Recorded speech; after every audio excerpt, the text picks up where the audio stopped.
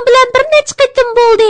Uyni qog'ozga to'shqizib endi bo'ldi qil, tashlama. Hech qisi yo'q Fatima. Muallim bergan rasm topshiriqimni sizib bo'lsamlar qog'ozlarning hammasini yig'ib uyni pak-pakiz qilib o'taman. Fatima, Ali, bolalarim sizlar qayerda?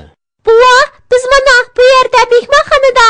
Assalomu alaykum bola. Va alaykum assalom va rahmatullohi va barakatuh. Voy xudoyim, bolalarim, bu nima qog'ozlar? Uyni ajab qaloymiqon qilib o'tibsizlar-ku. Rasm sizayotgan edik buva. Yaxshi siz olmaganlarimizni tashlab etdik. Topshiriqlarimizni ishlab bo'lib tozalab etdimiz. Bolalarim, uyni qaloymiqon qilmaymi, rasmsiz qilib bo'ladi-ku.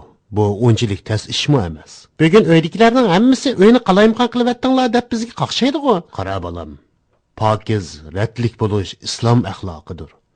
Dinimiz pokizlikni tavsiya qiladi. İslam diniga ishonganlarning hammasining pokiz bo'lishi, yashayotgan muhitining pokiz, ratlik bo'lishiga ahamiyat berish kerak. Sizlarning bu holatinglarni ko'rib, payg'ambar alayhissalomning bundoq bir hadisi esimga keldi. Alloh taolo go'zaldir, go'zallikni yoqtiradi. Alloh taolo pokdir, pok narsalarni qabul qiladi. Alloh taolo hurmatlikdir, hurmatni yaxshi ko'radi. Alloh taolo ustundir, ustunlikni yaxshi ko'rdi. Mening umoq qo'zlarim Fatima bilan Ali payg'ambarimizning ko'rsatmalari bo'yicha ish qiladi. Shundoq emasmi? Jinim bova, bu nima degan esil gaplar? Buni yodlab olsam bo'g'idek. Dinimiz haqiqatan bek go'zal din ekan. Islom turmushimizning eng oddiy taraflariga ko'ngil bo'ladi ekan. Ali, tura, uyni tozalab o'tayli. Abballe bolarim, bu ishinglar joyida bo'l. Bismillahirrohmanirrohim. Bolarim, tunagan hikoyamizni aytib, bir Arabning Mahmud ismli pilining Ka'bani vayron qilishni to'sgan yeriga kelib to'xtagan edik. Hozir davomini aytib beray.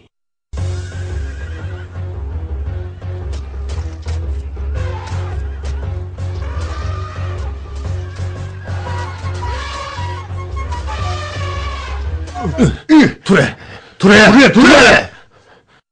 To'xtanglar, uni men o'zim turg'izay.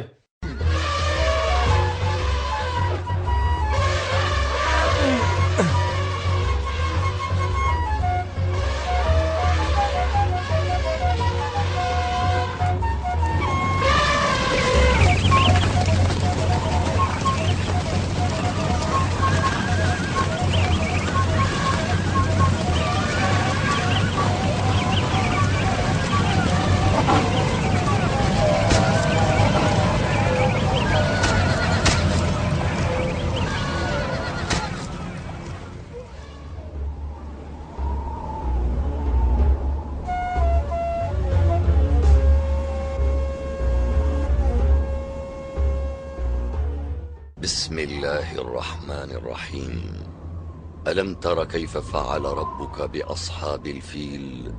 ألم يجعل كيدهم في تضليل وأرسل عليهم طيرا أبابيل ترميهم بحجارة من سجيل فجعلهم كعصف مأكول. Bir necha oydan keyin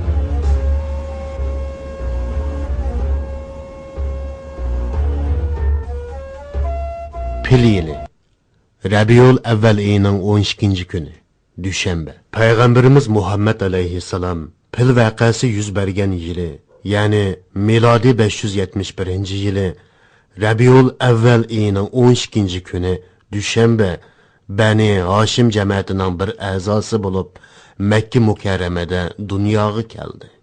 Abdulmutallib bova. Basira, kayningdiki nima qizim? Aytqina, nima bo'ldi? Hey, Abdulmutallib, xush xabar. Ha, qani tezligina qizim. Nima xush xabar? Umoq bir o'g'il navrilari dunyoga keldi. Men arablar ichida mundaq umoq bir buvaqni zodi ko'rib baxmagan. To'xtab tur. Sen nima da'vatsan qizim? Baraka Aminaning intayin umoq bir o'g'il tuqqanligini bildirish uchun sizga xabar yo'llabdi. Buvaq xatni qilingan holatda tug'ilibdi. Ha, mundaq degan xatni qilingan holda tug'ilgan buvaq. Bakmi umoqkan? Shundaqmi? Shundaq, u bekmi umoq ekan. U tug'utdan chiqqandekmi emas. Hech qancha qiynalmayla yengibdidek. Sog' salomat yangigil nasib qilgan Allohga ming shukr. Hozirla navramni ko'rib kelayli. Abdulmutallib navrisining tug'ilganidan bakmi xushal bo'lib, Makka xalqiga 3 kecha kunduz ziyofat o'tkazib beribdi.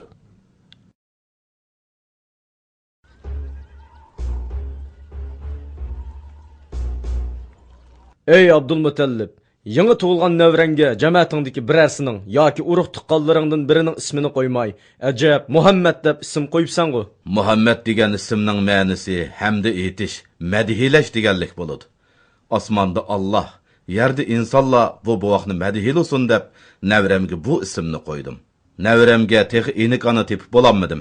Yezidan yaxshiroq bir eniq ana tepib kelsam bo'ladi.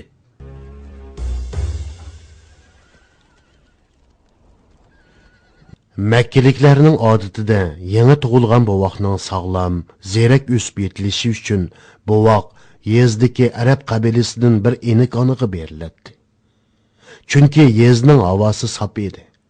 Uning ustiga yezdikilar adab qoidalik, jasur bo'lg'achqa bovoqlarmi mana mushundoq o'sib yetilsin degan maqsadda yezda beqiladi.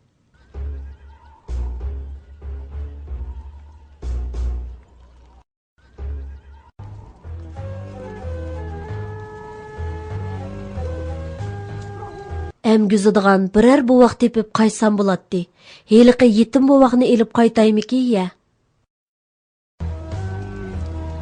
Abdulmutallibning navrisi Muhammadni davutamsan. Ha, şunu davatımən. Buvaqның dadısı yo'q, lekin nasabi isil cəmiyyətdin. Bəlki şu səbəblik uyimizga bərkət yığıb qalar. Mayli, shundoq qilayli.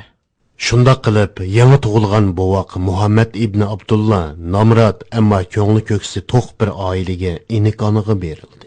U Said jamiyatidan bo'lgan Halima bilan Al-Haris oilasi edi. Muhammad alayhissalom kelgandan boshlab oilaga barkat yog'di. Ularning etizlaridan mol usul ilinib, chorva mollari ko'payib, turmushi kundan kunga yaxshilanishga boshladi.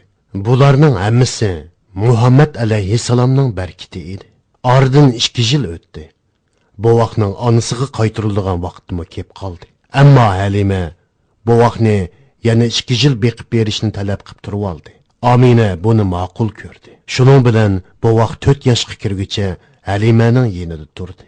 4 yildan keyin bovoq Muhammad onasi Aminaga qaytarib berildi. Lekin uzun o'tmay bovoqning onasi Aminami vafot bo'ldi. Shuning bilan payg'ambarimiz Muhammad alayhissalom bovisi Abdulmutallibning himoyasiga topshirildi. Bolarim davomini so'zlab bering.